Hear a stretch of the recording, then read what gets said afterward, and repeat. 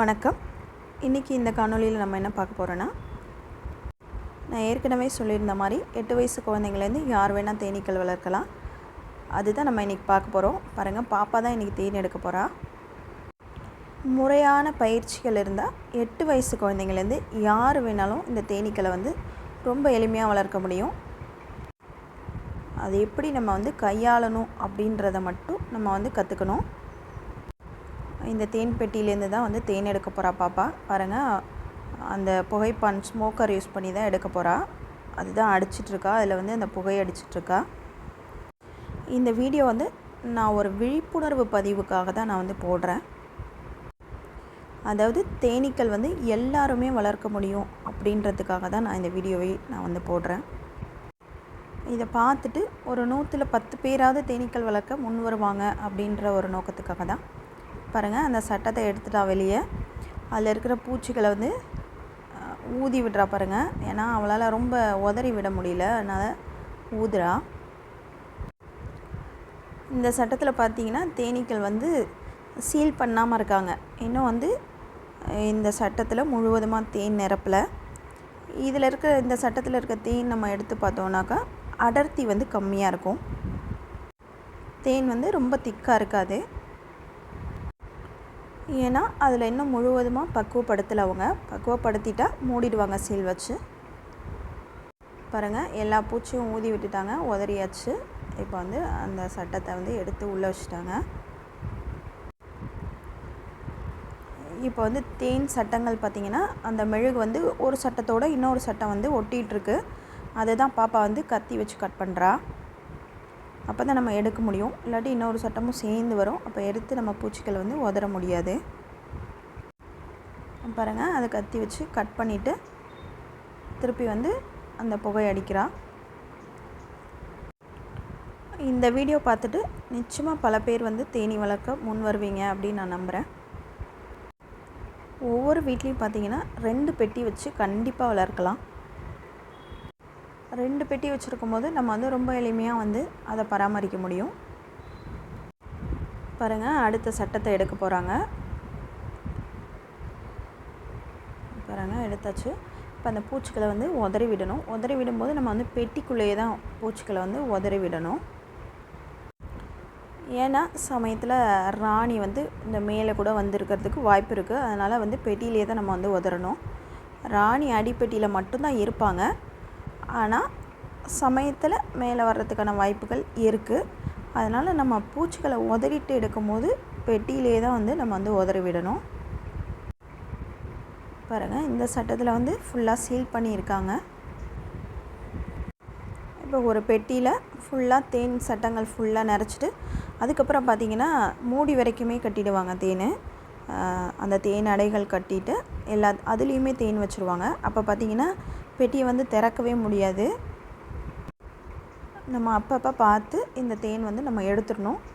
அப்படி நம்ம எடுக்காமல் விடுற பட்சத்தில் என்ன பண்ணுவாங்கன்னா, தேன் ஃபுல்லாக நிரம்பிடுச்சின்னா கீழே இருக்கிற அதாவது அவங்க குடும்பம் இன்னும் ஒரு 2-3 குடும்பங்களாக பிரிஞ்சு வெளியே போயிடுவாங்க. அது எப்படி அப்படின்னா, அதாவது தேனெல்லாம் நிறச்சாச்சு, கூட்டம் நம்ம அதிகமாக இருக்கும். அப்போ குடும்பம் பிரிஞ்சு போகும். அதாவது நம்ம பார்ப்போம் இல்லையா, மரத்தில் அங்கங்கே தேனீக்கள் கூடு இருக்கும்ல, அது எப்படி போகுது அப்படின்னா, இப்போ இந்த கூட்டம் அதிகமாகிடும் போது புதுசாக திரும்ப ராணி கூடு கட்டுவாங்க பெட்டியில். அது ஒரு 3, 4, 5 எத்தனை வேணாலும் கட்டுவாங்க. கட்டிட்டு ஒரு ராணி மட்டும் இதில் இருப்பாங்க. மீதி ராணிகள் ஒவ்வொரு குடும்பமாக பிரிஞ்சு போயிடுவாங்க. அப்போ நம்ம பெட்டியில் பூச்சிகள் ரொம்ப குறைவாயிடும். அதனால் நம்ம அப்பப்போ தேன் நம்ம பார்த்துட்டு எடுத்துடணும். பாருங்கள், 3 சட்டங்கள் எடுத்துட்டாங்க. அடுத்த சட்டத்தை எடுக்க போகிறாங்க. என் கூடவே இருந்து நான் செய்கிறதெல்லாம் பார்த்து தான் அவள் கற்றுக்கிட்டா. ஏற்கனவே நான் போட்டிருக்க வீடியோவில் நான் சொல்லியிருப்பேன், இந்த மாதிரி குழந்தைங்கள இதில் ஈடுபடுத்தும் போது தான் அவங்க ரொம்ப எளிமையாக அதை கற்றுப்பாங்க அப்படின்னு சொல்லிட்டு. அந்த வீடியோவை நான் கீழே உங்களுக்கு டிஸ்கிரிப்ஷன் பாக்ஸில் கொடுக்குறேன். பார்த்திங்கன்னா அதில் ரொம்ப அற்புதமான இந்த தேனீக்களோட வாழ்க்கை முறை பற்றி நான் சொல்லியிருப்பேன். கண்டிப்பாக அந்த வீடியோவை போய் பாருங்கள். நிறைய விஷயங்கள் நீங்கள் அதுலேருந்து தெரிஞ்சுக்கலாம். பாருங்கள், அடுத்த சட்டத்தையும் எடுக்க போகிறாங்க. அதுவும் ஒரு சட்டத்துலேருந்து இன்னொரு சட்டம், அதாவது அந்த மெழுகு வந்து ஒட்டி இருக்குது. ஒரு சட்டத்துலேருந்து இன்னொரு சட்டத்தில் இருக்கிற மெழுகு வந்து ஒட்டி இருக்குது. அதுதான் கத்தி வச்சு கட் பண்ணுறாங்க. நிறைய விஷயங்கள் பார்த்திங்கன்னா இதெல்லாம் நமக்கு எதுக்கு அப்படின்னு நம்ம வந்து கடந்து போயிடுவோம்.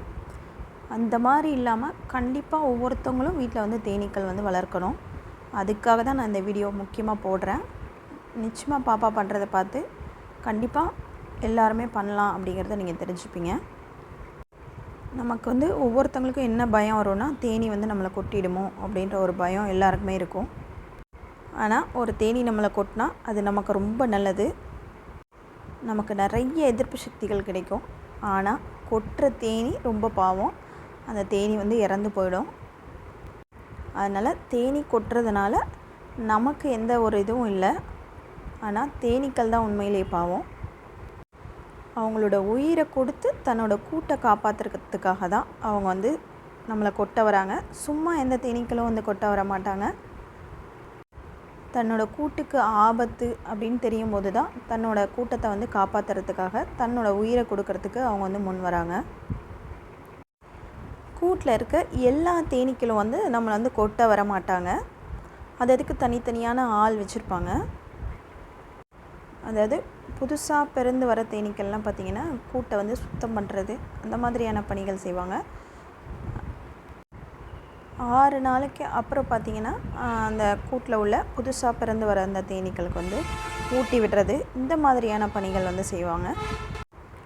வயல்வெளி தேனீக்கள் இருப்பாங்க. அதாவது 20லேருந்து 25 நாளுக்குள்ளே இருக்கிற தேனீக்கள் பார்த்திங்கன்னா பூக்களில் வந்து தேன் எடுக்க போகிறவங்க அவங்க தான். இந்த வயல்வெளி தேனீக்கள் பார்த்திங்கன்னா முதல்ல கூட்டுக்கு வந்து தகவல் சொல்லுவாங்க. எங்கே வந்து தேன் அதிகமாக இருக்குது, பூக்கள் அதிகமாக இருக்குது அப்படின்றத வந்து சொல்லுவாங்க. அப்போ எந்த இடத்துல போய் எடுக்கணும் அப்படிங்கிறத அதுக்கப்புறமா முடிவு பண்ணுவாங்க. அதுக்கப்புறம் தான் தேனீக்கள் வந்து தேன் எடுக்க போவாங்க. பாருங்கள், பெட்டியில் இருக்க எல்லா சட்டங்களையும் நம்ம எடுத்தாச்சு. இந்த அடியில் இருக்கிற 6 சட்டமும் தான் அவங்களோட குடும்பம். இந்த கொற்ற தேனீக்கள் பார்த்திங்கன்னா அவங்க வந்து காவல் தேனீக்கள். அதாவது கூட்டுக்கு ஆபத்து வந்தால் டக்குன்னு அவங்கள கொட்டுறதுக்காக அதுக்கும் ஆட்கள் இருப்பாங்க. அவங்க தான் வந்து முதல்ல வந்து நம்மளை வந்து தாக்க வருவாங்க. பாருங்கள், இதுதான் கடைசி சட்டம். அதில் இருக்கிற பூச்சிகளையும் ஊதிட்டுருக்கா பாப்பா. இந்த சட்டத்துலேருந்து தேனை வந்து நம்ம வந்து எக்ஸாக்டர் மிஷினில் வச்சு பிரித்து எடுத்துருவோம். இந்த சட்டங்கள் வந்து இந்த அடைகள் சேதமடையாமல் திரும்ப கொண்டு வந்து இந்த கூட்டிலேயே போட்டு மூடிடுவோம். திருப்பி வந்து தேனீக்களுக்கு தேன் சேகரிக்கிற வேலை மட்டும்தான், அடை கட்டுற வேலை இருக்காது. அது எப்படி எக்ஸாக்டர் மிஷினில் வச்சு நம்ம பிரித்து எடுக்கிறோம் அப்படிங்கிறத நான் தனி வீடியோவாக போடுறேன். ஏன்னா இதுவே ஒரு பெரிய வீடியோவாக வந்துடுச்சு. பாருங்கள், பெட்டியில் இருந்த 5 சட்டங்களையுமே எடுத்தாச்சு. இப்போ வந்து பெட்டியை நம்ம மூடி வச்சிடணும். திருப்பி இதில் உள்ள தேன் எல்லாத்தையும் நம்ம எடுத்துட்டு திரும்ப நம்ம பெட்டியை திறந்துட்டு சட்டங்களை கொண்டு வந்து இதிலே போட்டுட்டு திரும்ப நம்ம மூடிக்கலாம். இந்த காணொளி உங்களுக்கு பிடிச்சிருக்குன்னு நினைக்கிறேன். மீண்டும் இன்னொரு காணொளியை சந்திக்கலாம். நன்றி.